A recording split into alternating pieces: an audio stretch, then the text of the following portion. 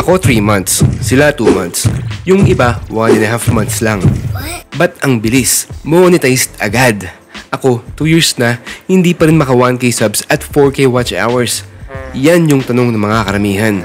I-share ko sa inyo kung bakit. Siksik na naman sa kalaman to. Panoorin nyo hanggang sa huli dahil ma-enlighten kayo sa statement ko sa bandang huli.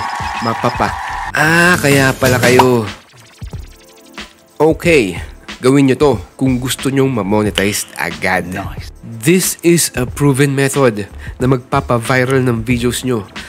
Yan ang goal natin, ang mag-viral ng video dahil kahit sa isang video lang, pwede mong makuha lahat ng requirements para ma-monetize. Sa long form videos lang to hindi kasama yung YouTube Shorts. Kasi sa YouTube Shorts, oo, mas madaling mag-viral dyan at makakuha ng subscribers pero walang watch hours na makukuha dyan unless yung target mo ay yung 10 million views ng short videos within 90 days na siyang mas mahirap na requirement para ma-monetize. But that's impossible! Ang gagawin nyo lang ay kopyahin kung anong gumagana, yung videos na nag-viral na. Huwag kayong mag-alala kasi hindi ito yung copy-paste na method na matindi ang chance na ma-copyright claim yung mga videos mo.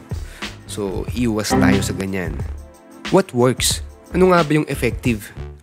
Parati kong tip sa comment section pag may nagtatanong kung paano dumami ang subscribers at watch hours or kung paano ma-monetize agad.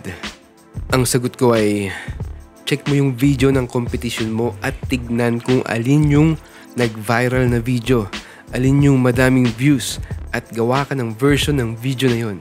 Gawa ka ng sarili mong version or lagyan mo ng sarili mong twist. Dahil yung mga nakita mong videos na maraming views or nag-viral ay subok na. Nakita mo naman nag-viral, so subok na talaga yan. Ito yung klase ng video na parating nire-recommend ni YouTube. Ito yung madalas i-click at i-play ng mga viewers sa YouTube. Ang gagawin mo lang, kukunin mo yung technique nila. So, nandyan na yung title, nandyan na yung thumbnail, nandyan na yung description, yung idea nandyan na din. Gagawan mo na lang ng video. And since competition mo naman yan, ibig sabihin marami kang alam at marami kang mailalagay sa video mo. Hindi mo na nga kailangan panoorin yung video nila. Dun pa lang sa title at thumbnail, makakakuha ka na ng idea para sa next video mo. That was good. Very good. So ito, i-demo ko sa inyo kung paano gawin yon. Okay, example. So halimbawa lang kunyari, yung content mo ay kapareho ng sa akin. So punta ka sa channel ko, youtube.com/PedroTubero. Tapos nyan, punta ka sa videos tab. Then, click mo yung popular. Tapos yung unang-una, from left to right, top to bottom, naka-display dito yung pinakamaraming views pababa.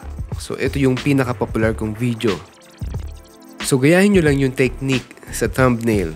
Pwede nyong lagyan ng Photoshop na YouTube Gold or Silver play button or maglagay ng amount or figure kung magkano kikitain. Gayahin nyo lang yung mga key elements na makikita nyo sa thumbnail. Then sa title naman, hindi mo kailangan gayahin exact title. Ang importante lang dito ay yung keywords. Yung keyword na gagamitin ni YouTube para i-suggest ang video mo sa mga viewers na nanonood ng ganitong klaseng mga content. So dyan ibabase ni YouTube kung kanino i-recommend yung video mo. Yung keyword na din na yun ang madalas na magpapalabas ng video mo sa mga search result sa YouTube. Actually, ginaya ko lang din yan. Nag-research ako kung ano ang thumbnail at title ang nag-viral tapos gumawa ako ng content. Hindi ko na pinanood yung video nila dahil may idea na ako sa gagawin kong content. At sakto naman yung content na gagawin ko dun sa title at thumbnail na nakita ko na nag-viral. Exactly! Pro tip! Kung Tagalog yung video mo, mas maganda niyan, tignan mo yung competition mo na English at i-translate mo na lang sa Tagalog. Siyempre, gamit ka naman ng ibang video clips or mag-screen recording ka ng sarili mo. Makaka-copyright ka rin kasi niyan. Kahit na palitan mo yung audio, pero yung video naman ganun pa rin. madidetect pa rin ni YouTube yan at pwede kang magkaroon ng copyright strike.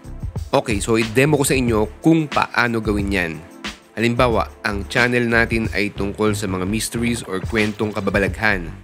Hanap tayo ngayon ng same niche or tema ng YouTube channel natin.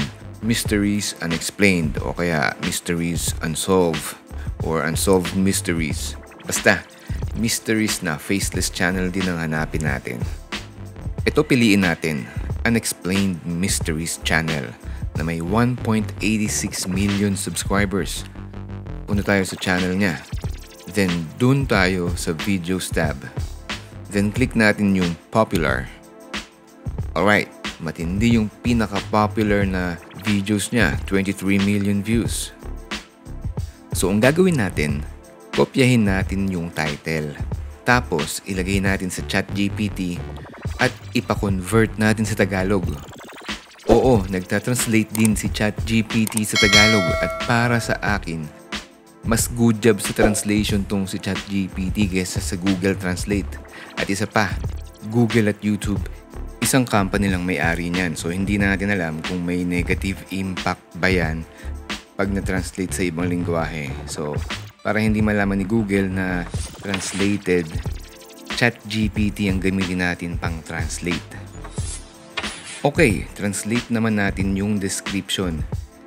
Ito pa maganda dyan, pwede natin utusan mas mapaganda pa yung ating title or description gamit ang ChatGPT. Utusan lang natin.